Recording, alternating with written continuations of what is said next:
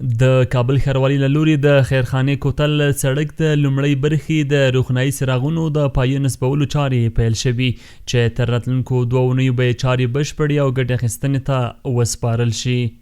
طور که همسرت مادرجان هستند، الحمدلله شارولی کابل به گونه مشخص بخش اول پروژه سرک کوتل خیرخانه را که در حدود 3710 متر بود داره تمام میکنه و مرحله نویش که مرحله نصب چراغ ها بود رو به اتمام است و در آینده نچندان دور انشاءالله رسما به بهره برداری سپرده خواهد شد و رسما لات اول یا بخش اول سرک کوتل خیرخانه افتتاح خواهد شد.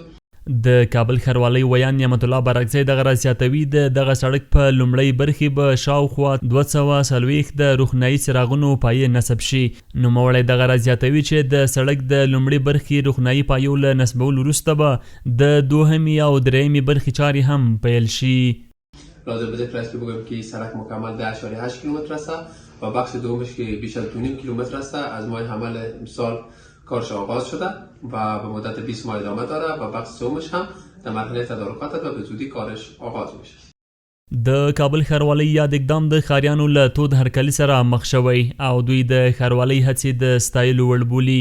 د دوی په خبره د ښاروالۍ دغه هڅې د یوه سمسور او آباد هیواد جوړېدو لپاره ګټورې دي او باید دوام ورکړي. په ډېر ښه په معیاري ډول باندې یو رقم پایې نصب کیږي او دې ته راتاو شو. د دې په لیدلو باندې ډېر خوشحاله شو. یعنی دا د دوبۍ سیستم دا هیڅ کله په افغانستان کې دغه سیستم موږ نه و لیدلی او دا سیستم په افغانستان کې نه و. انشاءالله نوی راتلونکي کې به دا سیستم برحاله سي او ښه ښایسته سیستم دی انشاءالله.